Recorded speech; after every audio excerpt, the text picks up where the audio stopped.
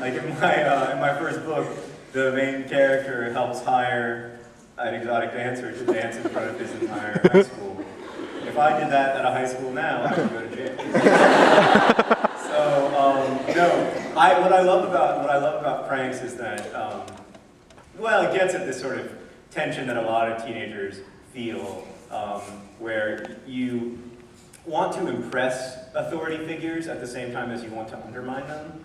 And nothing, I shouldn't tell you this, but nothing ultimately impresses us more as adults than like a massively creative, brilliantly executed prank. And it also angers us. But like, it's sort of one of those like begrudging respect moments where you have to say like, wow, these kids are smarter than I thought. And I may not like what they did, but yeah. So that's a big part of it. We used to be a prankster. I did used to do, yeah, I used to be a bit of a prankster. Yeah, when I was growing up, but we're not going to talk about that.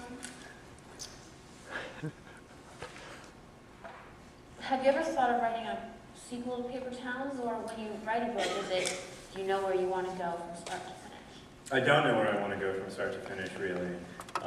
I write all the way through. I try to write a first draft all the way through, but then like very little of that draft survives. Like with Paper Towns, the first draft was 80,000 words, and I think only about 8,000 made it into the final book. So like 90% of it was cut. There was all this stuff about like post offices and the world's largest ball of twine. Like really, it's still in Paper Towns a little bit just for me, but it was like, the world's largest ball of twine was arguably the main character of the first draft.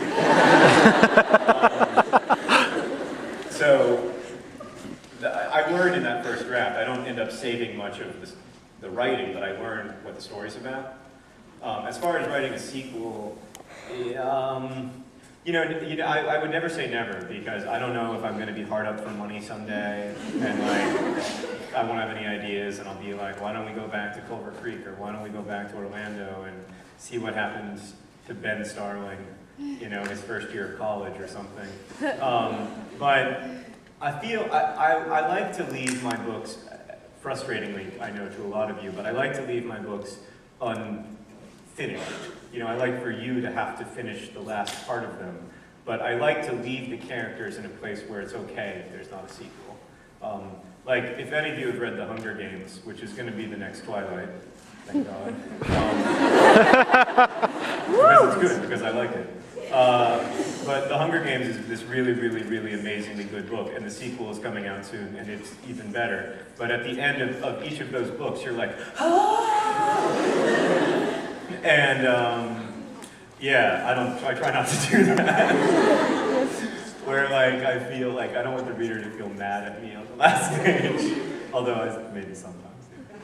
So you like leaving an impression, but open for imagination? Yeah, exactly. I think that the nature of life is ambiguity. I mean, life is sort of a series of, Daniel, tell me if the math here is wrong, but life is a series, like a game of incomplete information. Is that fair? Very fair. Okay, so life is a game of incomplete information, and it's like not solvable. So it's not like tic-tac-toe, where if you go first, you can either win or tie, which you can, by the way, if you didn't know that. Isn't that right, Daniel? Okay, good. All of a sudden I was like, maybe I'm just really bad at tic-tac-toe.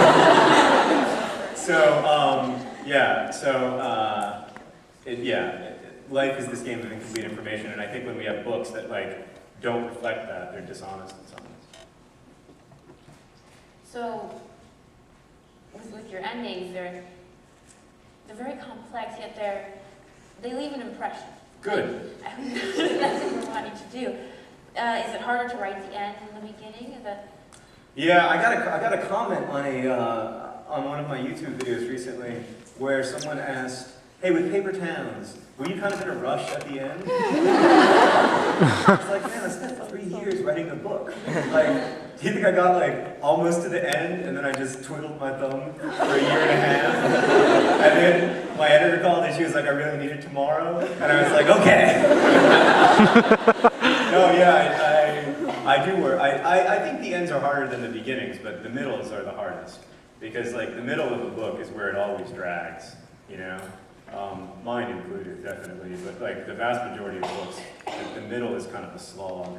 And I feel like I have to work really hard, just like where my talents aren't, is in that middle, because I'm not good at like plotting, I'm not good at tension.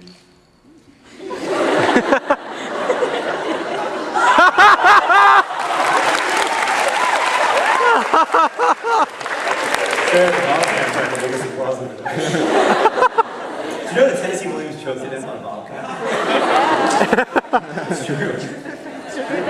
Truth or fail? It's just in Truth or Fail, the new game show. But guys, sorry, go on. So you mentioned that, well, you said right in the middle is the hardest. That was awesome. Is that because you don't know, like you said, you don't really write with a goal in mind? When does that become clear to you? Do you just write and see where it takes you, or gradually does it start to form a bigger picture? That's a good question. It's pretty gradual. I mean, gradually it starts to form a bigger picture. I don't write where it takes me because it always takes me something stupid. Like, I'm not one of those, I wish I were sort of more intuitive, and I was just like trying to write down the truth as best as I knew it and letting it come, and I just can't do that. I have to be pretty intentional. I have to like say, I think that this is what this is going to be about, and then I try to write that scene or that chapter or whatever, and you know, hopefully it's good. But if I just kind of go with the flow, I go to, you know, the world's largest ball, twine being. Well, that would have been interesting. Do you have any other questions? One more? Or? I think that's about it. All right. Oh, but I heard that. Oh. I heard that Paper Towns is being made into a movie. Yeah, well, there's two schools of thought on that, I guess. That trick, by the way, where you're like, I don't have any other questions. Oh, but that Columbo used that a lot to get killers to confess.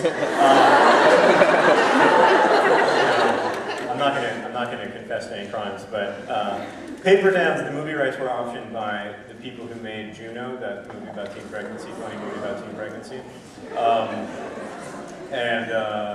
I was hired to write the screenplay in a disastrous decision on their part, and I wrote a screenplay. I finished it about a month ago, and I'm going to start rewriting it. Going to start the first big revision soon, like this week probably. And yeah, I don't know if they'll ever make it. Some of you will know this, but I'm a little bit suspicious of the movies. A little bit like Holden Caulfield when it comes to the movies. They feel, 99% of them feel phony, and the reason that I was really excited about this was that Juno was one of the movies that I saw, one of the few movies that I've seen that didn't feel phony, and I really loved it. I also loved a movie they made many years ago called Ghost World, and so I really wanted to, I was really excited to work with them, and they're geniuses, and it's been so fun and interesting, and it makes me almost like movies. But the weak link in the chain is me. Unfortunately, that's not modesty. It's just factual observation. So if they never make the movie, then you'll know that it's my fault and no one else's. But yeah, I'm trying hard to make it good. I'm not one of those people who believes that the book should be like the movie, or the movie should be like the book. Like, I don't care what they leave out. I don't care. I wouldn't have cared if, spoiler alert, like, Edward Cullen wasn't a vampire.